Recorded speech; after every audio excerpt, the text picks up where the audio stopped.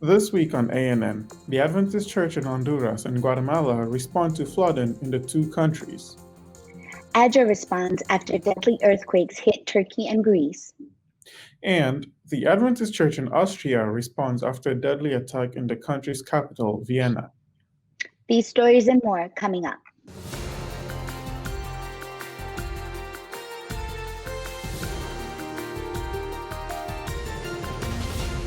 Thank you so much for joining us this week.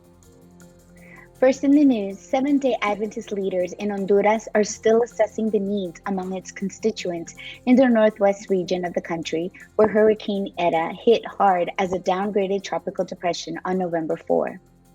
Torrential rains caused landslides, rivers to overflow, and flooded entire towns, leaving thousands stranded. 8 people have been reported dead. President of the Adventist Church in Honduras, Adán Ramos, said that church leaders have been trying to evaluate the damages and the current issues that Eta has caused. The tropical storm flooded the city of San Pedro Sula in the northwestern region of the country. The airport and large parts of the city and neighboring communities have been immersed because of the constant rains. Ramos added that no one knows how many have died for sure because of the many people who live in remote places. Telephone lines and internet are not functioning. He added many were waiting to be rescued by boat or helicopter. The church has not been able to obtain small boats to assist in the aftermath of Eta. Several undamaged churches and 2 Adventist schools in San Pedro Sula are functioning as shelters at the moment. Many church families have been left homeless, and funds are being dispersed to assist those staying in those shelters for now, added Ramos. Church leaders have appealed to the public for food, money, and other supplies for displaced families. Adventist Development and Relief Agency, or ADRA, director for the country of Honduras, Luis Tundro, reported that funds have been released thanks to an initial response by ADRA International and ADRA Inter-America to assist 1,500 families with food rations and hygiene kits in the most affected area in northwest Honduras. Tundro said that ADRA Honduras signed an agreement with USAID with funds to assist 60 shelters and 1,700 additional families in certain sectors in San Pedro Sula. ADRA Honduras is in talks with other religious organizations to team up for a greater response at the national level. Hurricane Eta hit neighboring Nicaragua on Tuesday, November 3 as a Category 4 storm, causing damage before it was downgraded to a tropical depression in Honduras on November 4. Damages are still being assessed by the church in Nicaragua and other Central American countries affected last week. Seventh-day Adventists in Guatemala are saddened by the deaths of 4 church members after torrential rains from Hurricane Eta overflowed rivers and caused landslides that buried dozens of homes in the village of Cueja in San Cristobal Verapaz in the northwestern part of the country.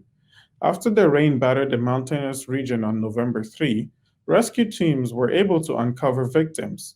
Among the first victims recovered were a mother and her 3 young children. The Suram Cal family belonged to the village's Adventist church. There are still 3 other missing members. An estimated 200 people are believed to have died across the country, and dozens more are missing. Special emergency funds have been dispersed to help assist members. In addition, there are 2 trucks ready to transport clothing and non-perishable food, as well as 75 new mattresses. Local Adventist Development and Relief Agency funds have been used in Petén and the northern part of the country to distribute food, water, and toiletries to the affected areas. The church has identified more than 200 Adventist families who have lost their homes. 8 Adventist churches are currently operating as shelters. There are more than 790 people staying at these churches. After the rain subsided on November 4, Adventist churches in the north and northwest regions mobilized members to collect food, water, and clothing for the victims. Members in the northern part of Guatemala have already made hot meals, assembled bags of food and water, and are delivering the goods to as many communities as they can reach. On October 30, a powerful earthquake struck the Aegean Sea, rattling the countries of Turkey and Greece. It was felt as deep into the countries as Athens and Istanbul. Turkey and Greece are located on or near many active fault lines, where earthquakes are fairly common in the region, according to the U.S. Geological Survey. The 6.9 magnitude earthquake caused the most damage in Izmir, the third largest city in Turkey, with a population of more than 4 million, according to the Kandili Observatory and Earthquake Research Institute. As much as 1,120 aftershocks occurred, with 43 of them at a magnitude greater than 4. According to local sources, more than 100 lives were lost and more than 900 people were injured. The Seventh-day Adventist Foundation teamed up with the Adventist Development and Relief Agency to offer ground support. ADRA Director for Emergency Response, Mario Oliveira, said ADRA does not have an office in Turkey, but aid was greatly needed, so we connected with the Seventh-day Adventist Foundation, who is in the country. We agreed to have the foundation work with the local municipality and authorities in Izmir and help provide food vouchers. ADRA and the Seventh-day Adventist Foundation are also in talks to coordinate needs assessments. Meanwhile, search and rescue efforts led by local authorities have been underway to locate people trapped under the rubble. So far, more than 100 people have been rescued. Blankets, beds, hygiene items, and more were distributed by Turkey's Disaster and Emergency Management Authority, and over 3,000 tents have been set up by supporting agencies on the ground for people who have been left homeless. The powerful earthquake also affected Greece, which left roadblocks, damages to buildings, and over 300 houses uninhabitable. The tremor also triggered a mini tsunami that flooded local streets. The island of Samos, which has a population of more than 30,000 people, received the most damage. In total, 19 people sustained injuries and 2 casualties were reported. Local authorities in Greece are providing small tents and warm meals for the homeless and have begun damage assessment. Seventh-day Adventist leaders in Austria have responded after a terrorist attack in the country. On November 2nd, a gunman opened fire in the historic city center of Vienna. 4 people were killed and 23 others were injured. The attacker was killed by police. President of the Adventist Church in Austria, Reinhard Schwab, recently made comments to condemn the act of violence in the following statement. I am shocked by this act of senseless aggression which has cost innocent people their lives and injured many. As church leaders, we call on all our members to think, in their prayers, of those affected and their families, the authorities responsible for education, the healthcare workers, and all those who are currently experiencing fear, concern, and grief. We want to respond to this expression of reckless violence with kindness, respect, care, and mutual assistance. Right now, we need to stand together and support one another. In a special newsletter to members of the church in Austria, he reminded them of the call in the Old Testament book of Jeremiah, chapter 29, verse 7, to seek the best for the city and pray for it. In this sense, he called for prayer actions of the local congregations. 2 aid relief workers employed by the Adventist Development and Relief Agency, or ADRA, along with an unidentified person, were released on November 3 by anonymous captors in the Democratic Republic of Congo, or DRC. The 3 were returning from the Mulongwe refugee camp in eastern DRC's South Kivu province when they were abducted and held against their will. The group's driver was the 4th person abducted but was released soon after. ADRA worked closely with local authorities to communicate with the abductors and remain in touch with family members. After 4 days, all 3 remaining hostages were released unharmed and transferred to the hospital for a health evaluation. President of ADRA International, Michael Kruger, said, "We are extremely relieved to have secured the safe return of our workers. We are very grateful to God for his safeguard over them and to the local authorities and our ADRA team who assisted in this risky mission." While this is good news, attacks on humanitarian workers remain high, a situation that is not only affecting our staff, but also the communities we serve. We will continue to review and tighten our security measures to ensure the protection and safety of all our relief workers so that we can continue to serve and assist so many vulnerable families. This is the second reported attack on ADRA workers in the DRC since 2009, which at the time resulted in the killing of an ADRA employee. In 2019, attacks against aid workers globally surpassed all previous records. ADRA, as part of the global humanitarian and faith-based community, condemned these attacks and calls for accountability for perpetrators and justice for survivors. The Adventist Development and Relief Agency is responding with cash transfers, seeds for crop replacement, and food to sustain as many people as possible who have been affected by the succession of storms that recently swept across parts of Southeast Asia. Millions of people in the Philippines, Cambodia, and Vietnam have been evacuated to overcrowded shelters with no means of social distancing. Officials are expecting more outbreaks of COVID-19 added to the damage of lives already altered due to massive floodings, mudslides, and violent winds. As people from Quezon and Mindoro were recovering, Typhoon Goni came along on November 1 and intensified to a Category 5 super typhoon with maximum sustained winds 139 miles per hour and gusts of up to 173 miles per hour. Local authorities say the storm could be compared to Super Typhoon Haiyan, which left more than 6,500 dead in 2013. Storm surges by Typhoon Goni destroyed thousands of homes in Catanduanes, submerged towns in Albay with rocky debris and mud, and affected more than 1.4 million people throughout 6 different provinces. ADRA director for the Philippines said, Super Typhoon Goni was an exceptionally strong typhoon that ripped through communities already affected by recent typhoons and COVID-19.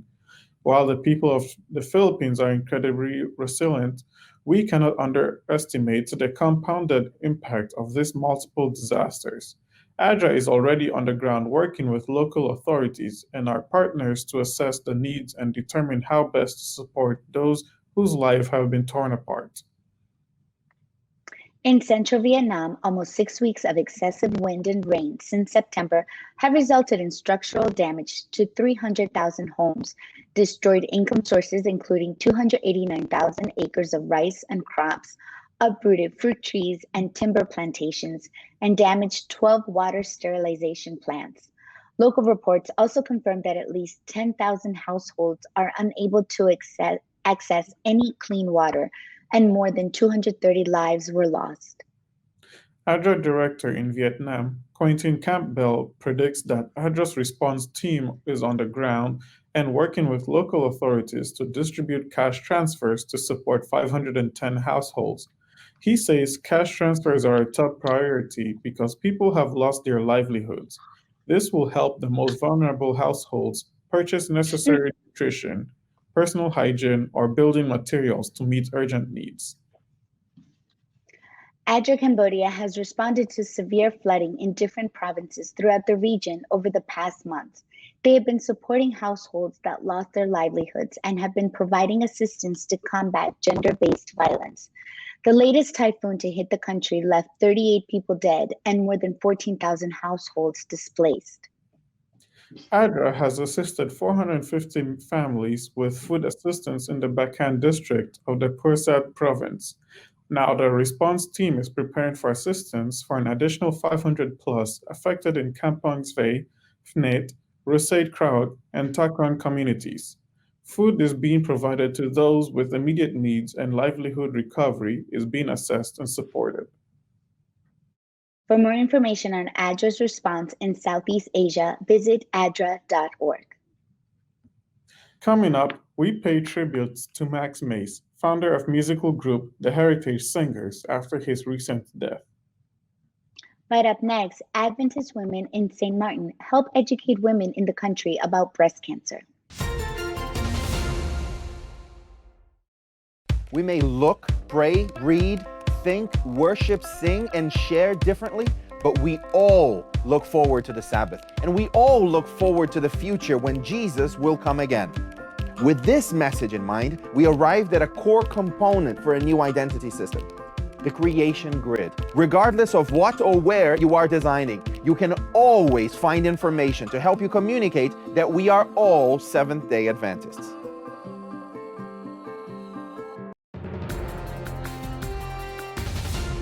Welcome back. Sabbath school leaders at the Cole Seventh-day Adventist Church in St. Martin wanted to shed light on breast cancer, a disease that claims many lives every year.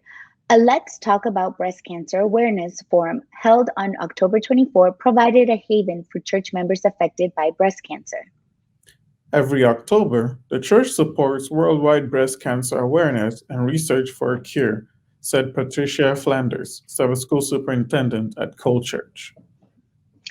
Flanders said, "We wanted to join this effort as a church to bring about awareness and prevention of breast cancer and give a message to women as well as men so they understand that they must take care of themselves as part of preventing the disease." A panel of medical professionals from the church spoke to those gathered amid varying shades of pink, the color signifying breast cancer awareness, decorating the inside of the church. According to the World Health Organization, or WHO, breast cancer affects 2.1 million women every year and is the cause of the highest number of cancer-related deaths among women. The startling statistics shared during the forum reminded the more than 150 attendees that 1 woman out of 8 has been diagnosed with breast cancer. More than 42,000 women will die of the disease this year. Presenters and panelists urged attendees to take charge of their health and reminded everyone that an ounce of prevention is as worthwhile as a pound of cure. Church leaders and members set up healthy food exhibits, offered practical exercises on disease prevention, provided spiritual and psychological counseling, hosted walkathons, and special marches. Sabbath School members made special cards with the inscription of Psalm 139, verses 13 and 14, and included them in a special breakfast box given to all who attended the Sabbath School program. On October 20, the Adventist Development and Relief Agency inaugurated a boat clinic in Bangladesh to provide healthcare services for underserved villagers living along the country's coastal areas of the Dhaka sub-district. President of the Adventist Church in Bangladesh, Dr. Myunju Lee, shared his thoughts about the boat clinic while visiting the Avail and Access Medication Project office. He was joined in attendance by fellow members of the Bangladesh Board for ADRA. He said, "I appreciate ADRA's effort to serve underprivileged people in the remote area. I also admire ADRA's approach for launching the boat clinic and implementing innovative services for the community." The boat clinic will have trained and certified medical personnel to provide immediate basic treatment and provide access to specialized doctors. Fees for services offered will depend on the treatment. The boat clinic aims to reach nearly 49,000 people in the coastal belt within the project period, where people are deprived of medication and health services. Among the services offered in the region, ADRA has also been providing short-term food assistance for roughly 600 people in Dhaka who are most marginalized. Following a battle with cancer, Seventh-day Adventist music legend Max Mace passed to rest on November 4, one day before his 83rd birthday. The family said Mace was home in the U.S. state of California when he died. In 1971, Mace and his wife Lucy, who survives him, formed the Heritage Singers, devoted to Christian music. Both Seventh-day Adventists, the Maces wanted to bring contemporary harmonies to their fellow believers. Over the next 5 decades, the Heritage Singers employed an aggregate of 300 singers, generally 8 at a time, and held concerts in more than 80 nations. The number of people who saw them in person likely numbers in the millions, a figure multiplied exponentially by those who heard their recordings on vinyl records, CDs, or over the airwaves. Each concert ended with Mace making an appeal to audience members for a commitment to Jesus as Savior. Mace, or one of the singers, would pray with each person who came forward. Coming up, David Trim is here for This Week in Adventist History. But up next, Adventist Mission shares the story of a young person touched by Christ.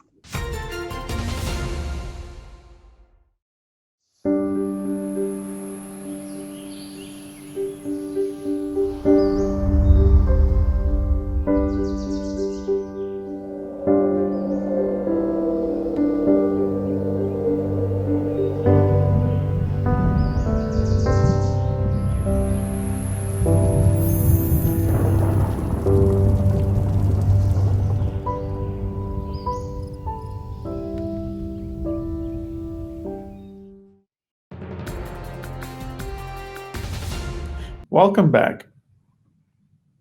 30 years ago, Global Mission was created to focus on mission with a renewed sense of urgency. Since 1990, the Seventh-day Adventist Church has nearly quadrupled in size. Millions of new believers have found life in Jesus. Adventist Mission has more.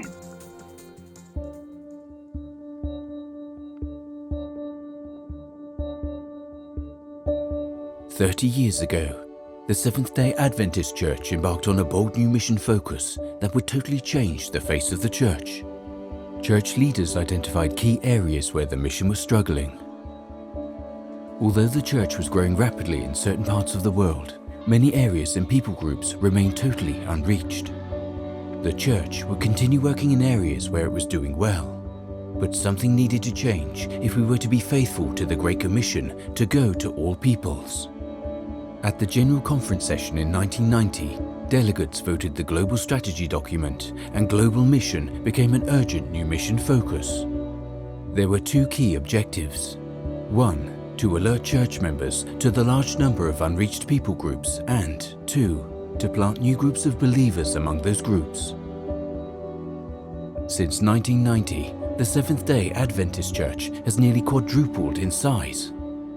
Millions of new believers have found life in Jesus and have joined the Adventist family. They've come from new territories, new people groups, different cultures. They've brought joy to heaven and strength to God's church. We praise God for the thousands of new groups of believers that have been planted. And yet, we're still here. Mothers still sit and beg beside busy city streets. Many still wake each morning in fear of the spirit world. Millions in the 1040 window have never even heard of the name Jesus. Only 1/3 of the people on earth are Christian. 2/3 follow other world religions, and a growing number claim no religion at all. And still, there are cities of more than 1 million people with no recorded visit by even one Seventh-day Adventist. We so long for Jesus to come. That's why Global Mission continues to focus on unreached people in the 1040 window, the cities, in the secular postmodern West. Global Mission sends out thousands of Global Mission pioneers to start new groups of believers among the unreached. That's why it supports tent makers in the world's most challenging regions. And that's why Global Mission is helping to start hundreds of urban centers of influence in cities across the globe. Today, 6 Global Mission Centers focus on the most effective ways to share the good news with people from non-Christian backgrounds. These centers find the best ways to build bridges of understanding and help field test resource materials, methods, and models.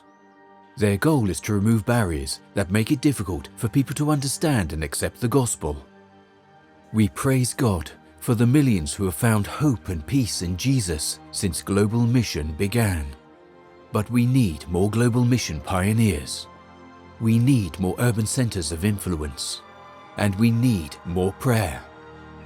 30 years ago, Adventist church leaders cast a bold vision for mission. That vision still burns strong. To reach unreached people, to reach teeming cities, to reach those who feel no need of religion. Today, we still need people to answer the call to mission. To reach the unreached with hope, to share the good news about Jesus. We need people who will answer the call that still echoes after 30 years. We need people who will say, "I will go."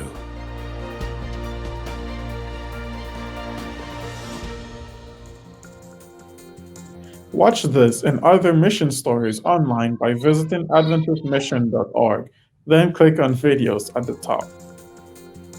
And finally, for today's episode, let's turn to David Trim for a look at Adventist history.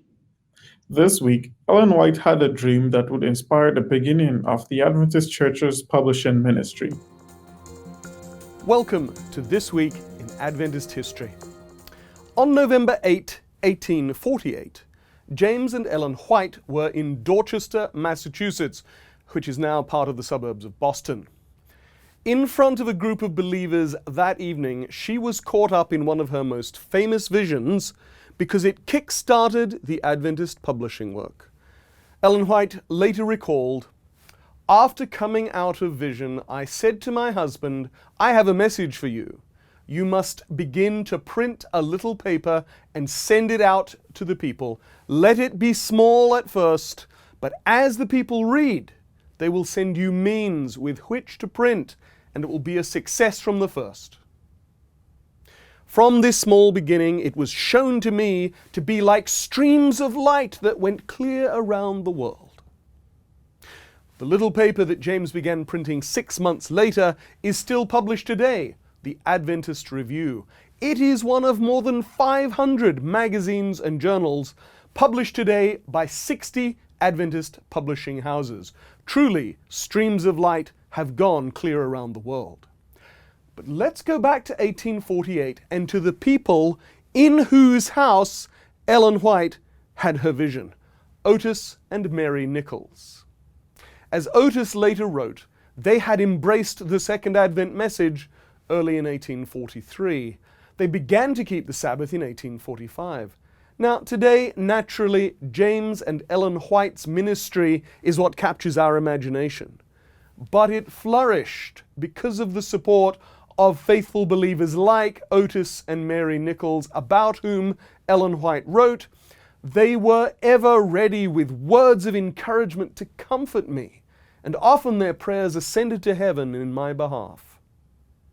They provided a roof over Ellen White's head, as in November 1848, and also provided financial support. And in addition, Otis was a lithographer by trade and prepared the prophetic charts used by early Adventist evangelists. Mary passed away in 1868, Otis in 1876. That was this week in Adventist history. Thanks for watching ANN. Join us next week for more news from the headquarters of the Seventh-day Adventist Church. We'd love to hear from you. Send us your feedback and tell us how your church is making a difference in its community.